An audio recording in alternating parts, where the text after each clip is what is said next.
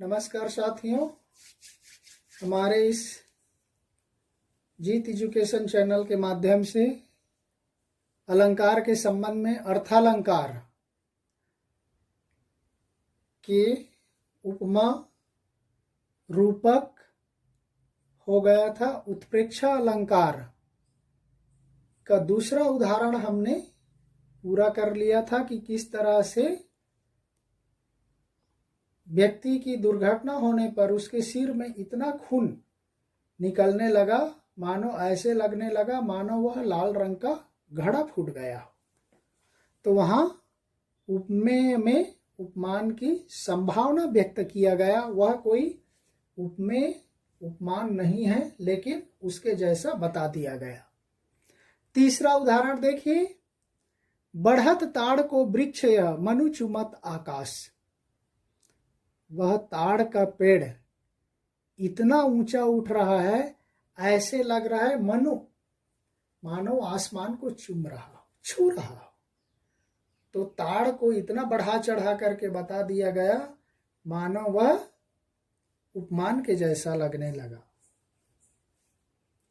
Next, मनहु सुर काढ़ ही डारी हैं वारी मध्य ते मीन।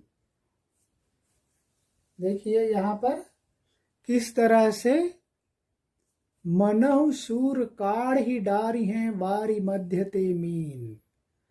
मानो सूरदास की दशा ऐसी हो गई कृष्ण के बगैर जैसे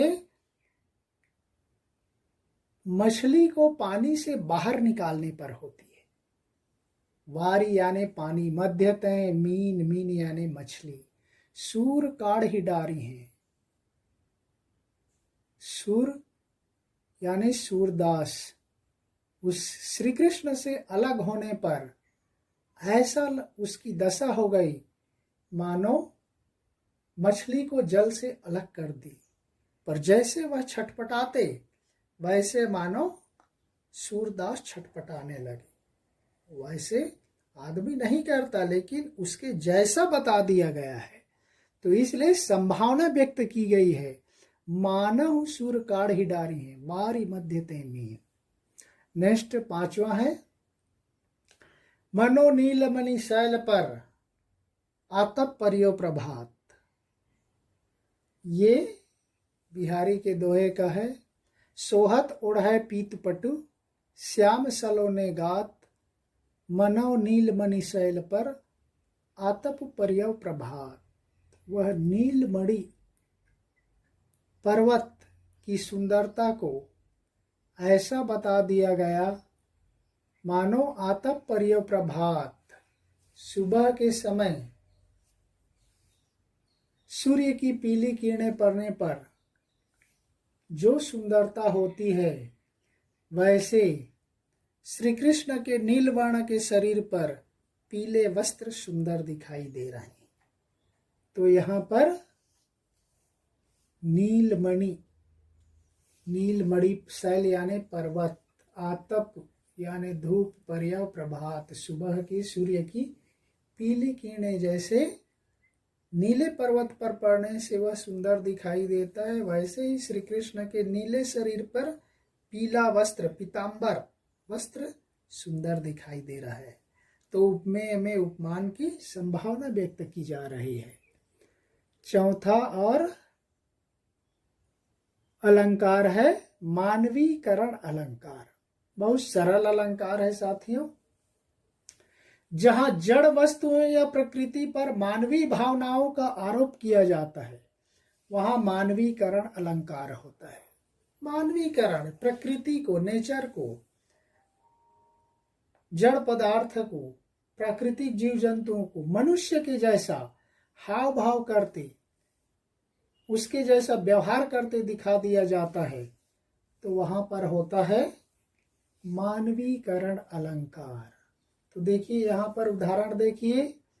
उदाहरण नंबर 1, उषा सुनहले तीर बरसती जय लक्ष्मी सी उदित हुई।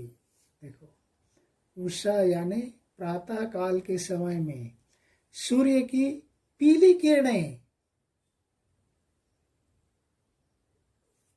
धरती पर उदित हो रही हैं, वह ऐसा लग रहा है मानो जय लक्ष्मी सी उदित हुई। वह सूर्य लक्ष्मी की जय जयकार करते हुए उदय हो रहा ऐसा प्रतीत हो रहा है। तो यहाँ पर उषा सुनहले तीर बरसती, ये सूर्य के प्रकाश की किरणों को लक्ष्मी के जैसा प्रदर्शित कर दिया गया है।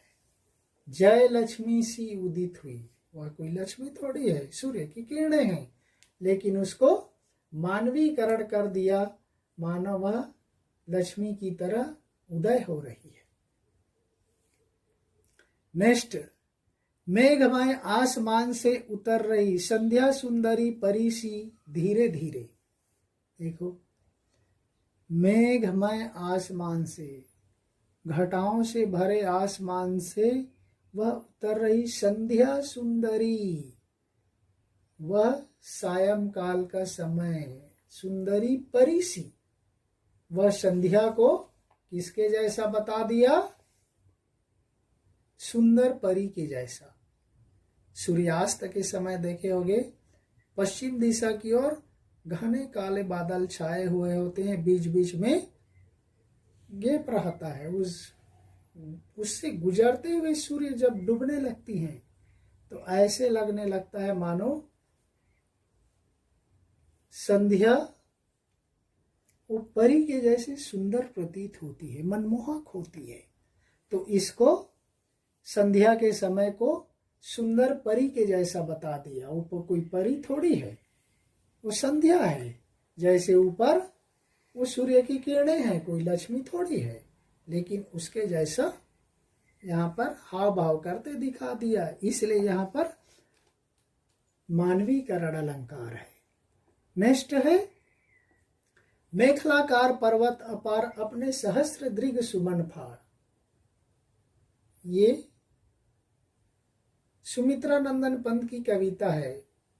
हम सब जानते सुमित्रा नंदन पंत को प्रकृति का चितेरा कवि कहा जाता है, प्रकृति का सुकुमार कवि कहा जाता है। तो वहां से लिया गया है, मेखलाकार पर्वत अपार अपने सहस्त्र दृग सुमन फाड़, अवलोक रहा है बार बार नीचे जल में निज महाकार। तो मेखलाकार पर्वत अपार, पर्वत प्रदेश में पावस से लिया गया है। वह किससे? अपने सहस्त्र दृग सुमन फाड़। उस पहाड़ में हजारों फूल खिले हुए हैं। वो फूल किसके जैसे प्रतीत हो रहे हैं? मानो उसके नेत्र हैं। दृग, दृग सुमन, फूल रूपी आंखें, रूपक अलंकार का भी ये उदाहरण है।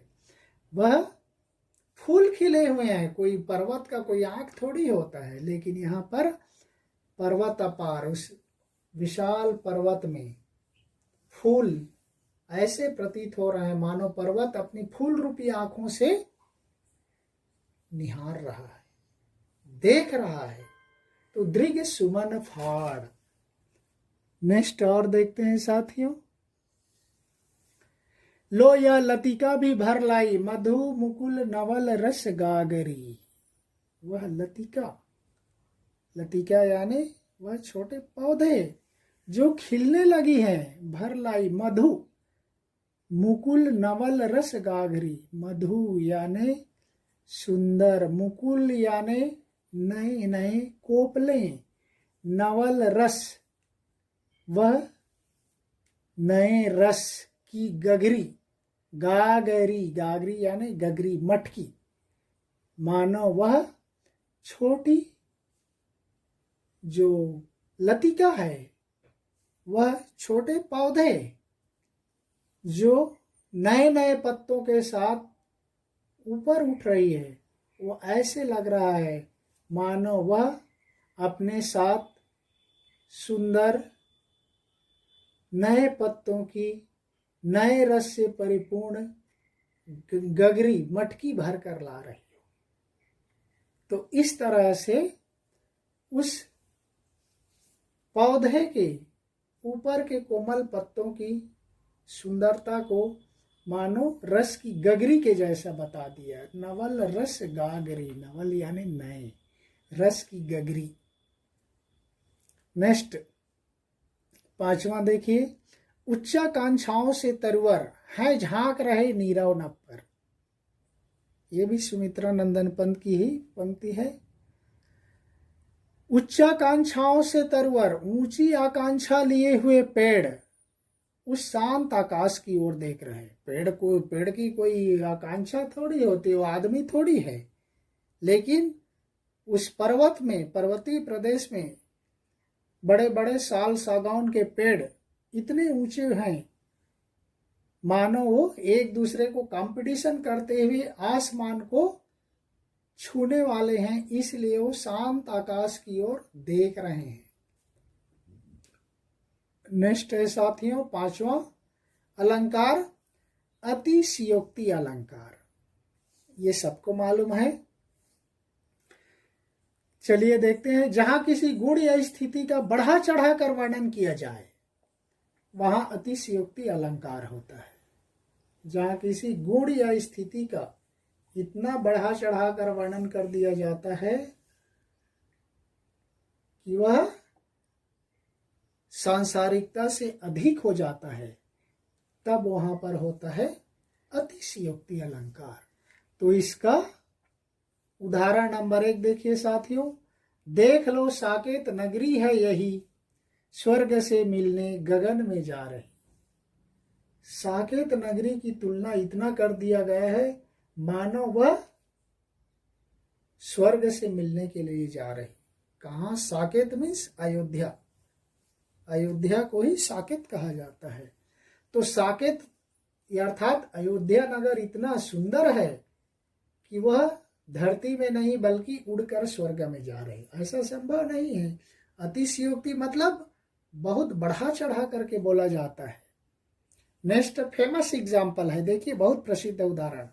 हनुमान की पूंछ में लगन न पाई आग, लंका सारी जल गई गए निशाचर भाग।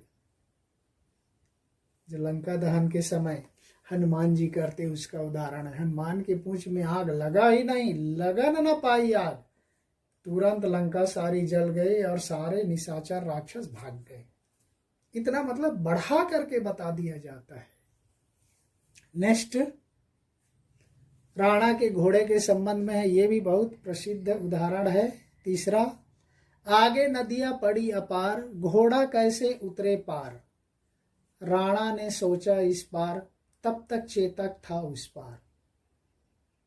महाराणा प्रताप के घोड़े का नाम था चेतक। ये कंपटीशन परीक्षाओं में पूछा भी जाता है कभी कभी, महाराणा प्रताप के घोड़े का नाम क्या था? चेतक था। तो वह देखा कि सामने नदियां पड़ी, बहुत बड़े विशाल नदी सामने आ गया। अब उसको सोच रहा है महाराणा प्रताप कि घोड़ा को कैसे उतारा जाए। जब तक इस पार वह सोचता है तब तक घोड़ा उस पार नदी के पार हो जाता है। ऐसा मतलब बढ़ा चढ़ा करके बता दिया जाता है। जैसे गुरु गृह गए पढ़न रघुराई, अल्पकाल सब विद्या आई। यानी श्री राम जी ऋषि के आश्रम में ज्ञान प्राप्त करने जाते, लेकिन बहुत ही कम समय में सब कुछ प्राप्त कर लेते। तो ये इस तरह से कुछ उदाहरण है जो बढ़ा चढ़ा करके किसी बात को बताई जाती है। वहां पर अतिशयोक्ति अलंकार, मानवीकरण, जड़ पदार्थ या प्राकृतिक तत्वों को, प्रकृति के तत्वों को मनुष्य के जैसा, मानवों के जैसा हाव भाव करते प्रदर्शित कर दिया जाता है। वहां पर हो जाता है मानवीकरण अलंकार। उत्प्रेक्षा अलंकार, उपमेय में उपमान की संभावना व्यक्त की जाए। मनु, मानो, जनु, जानो, जानो, ज्यों, इस तरह के आ जाए तो वहां पर उत्प्रेक्षा अलंकार हो जाता है। रूपक अलंकार में उपमेय में उपमान का आरोप किया जाता है। वह उपमेय उतना नहीं है लेकिन उसमें उपमान का आरोप कर दिया जाता है, उसको उसके जैसा बता दिया जाता है। तो वहां हो जाता है आपका रूपक अलंकार। और पहला उपमा, जो अपने किसी व्यक्ति या वस्तु की तुलना उस विश्व प्रसिद्ध वस्तु से उसके गुण दोष के आधार पर किया जाता है, जिसमें 4 अंग हैं: उपमेय, उपमान, साधारण, धर्म और वाचक शब्द। तो इसमें वाचक शब्द के अंतर्गत सी, स, सम, समान, इव, तुल्य, सरिस, ये सारे शब्द इसके की पॉइंट है। तो इसके आधार पर साथियों हम ज़्यादा बहुत और आगे विस्तार से नहीं गए। बहुत सारे और अर्थालंकार में उदाहरण है, लेकिन हमने 5 तक ही इसको बाइंड कर रहे हैं, क्लोज कर रहे हैं, जो अक्सर परीक्षा की दृष्टि से भी महत्वपूर्ण है और कविता वगैरह पाठ्यक्रम की दृष्टि से भी महत्वपूर्ण है। यहीं पर हम समाप्त करते हैं। फिर अगले वीडियो में किसी नए चैप्टर के साथ फिर मिलेंगे। तब तक के लिए धन्यवाद। जय हिंद।